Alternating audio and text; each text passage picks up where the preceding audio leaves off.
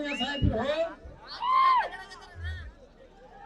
ಇವತ್ತ ಬರೇ ಬಾಯಿ ತೆಗೆದ್ರೆ ಅಲ್ಪಸಂಖ್ಯಾತರಿರ್ತಾರೆ, ಅದು ಸಾಬರತ್ತಾರೆ. ಬರೇ ನಮ್ಮ ಹಿಂದೂಗಳು ಬದಾಮಿಯೊಳಗ ಪಾಪ ಹಾಲು ಮತ ಸಮಾಜದವರು ಪೇಟ ಸುಟ್ಟಿದ್ರು, ಭಂಡಾರ ಎತ್ತಲಕ್ ಹೋದ್ರು. ಹಿಂಗೆ ತಗೊಂಡು ಹೋಗೋದು ಸಿದ್ದರಾಮಯ್ಯನವರು. ಮೊನ್ನೆ ಏನ್ ಮಾಡಿದ್ರಲ್ಲ ಬೆಂಗಳೂರಿನಾಗ ಸಾಬರ ಕಾರ್ಯಕ್ರಮ, ಆ ತಪ್ಪಿಗೆ ಸ್ವಲ್ಪ ಹಾಕೋದಿಲ್ಲ, ತಂದಿಲ್ಲ ಹಾಕಲಾಕಿದ್ರು ಸಾಬರು.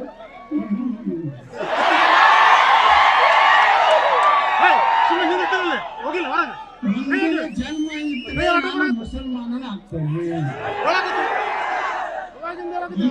ಹಿಂದೂಗಳಿಗೆ ಏನೇ ಪರಿಸ್ಥಿತಿ ಇವತ್ತ ಒಂದು ಲಿಸ್ಟ್ ಬಂದೈತಿ, ಮುಸಲ್ಮಾನರಿಗೆ ರೊಕ್ಕ ಕೊಡ್ಲಾಕತ್ತಾರ ಅವನು ಸಿದ್ದರಾಮಣ್ಣ. ಮುಸ್ಲಿಂ ಕಾಲನಿಗಳನ್ನು 1000 ಕೋಟಿ ರೂಪಾಯಿ ಆಯ್ತು ಡೆವಲಪ್ಮೆಂಟ್ ಬೇಡ. ಇಮಾಮರಿಗೆ ಮಸೀದಿ ಒಳಗಿರ್ತಾರಲ್ಲ ಮುಲ್ಲಾಗಳಿಗೆ ತಿಂಗಳ 6000 ರೂಪಾಯಿ. ಒಂದು ಲಗ್ನ ಆಗ್ತೀನಿ ಅಂದ್ರೆ ಒಂದತ್ರ ಆಗೋದು ಬಿಡು 50,000 ರೂಪಾಯಿ. ಹಾಗಾದ್ರೆ 4 ಲಗ್ನ ಅಂದ್ರೆ 2 ಲಕ್ಷ ರೂಪಾಯಿ ಬರ್ತಾರೆ. ವಿದೇಶಕ್ಕೆ ಮುಸ್ಲಿಮರು ಮಕ್ಕಳು ಕಲಿಯಕ್ಕೆ ಹೋದ್ರೆ 30 ಲಕ್ಷ ಆಯ್ತು.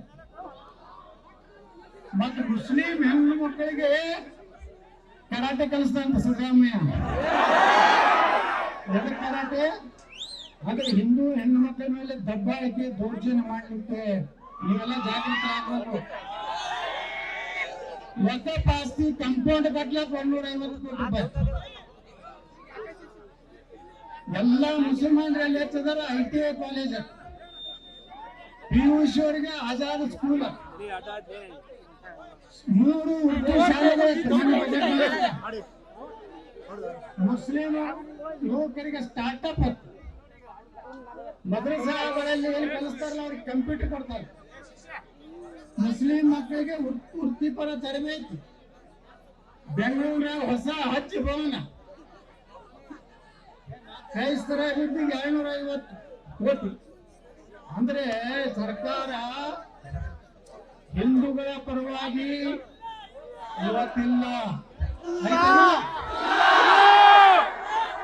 ಭಾರತದ ಟಿಪ್ಪು ಸುಲ್ತಾನ್ ನಮ್ಮ ಗಣಪತಿ ಮಸೂದಿ ಮುಂದೆ ಹೋಗ್ಬಾರ್ದು.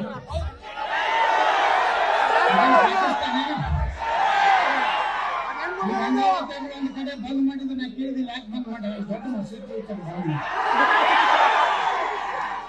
2028 ನಾ ಮಾಡ್ತೀನಿ ಗಂಟೆ ಹೋಗ್ತೀನಿ.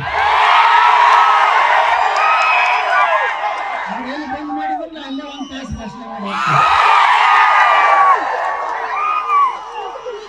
ಪಾಕಿಸ್ತಾನ ಮಾಡಿದ್ಯಾ?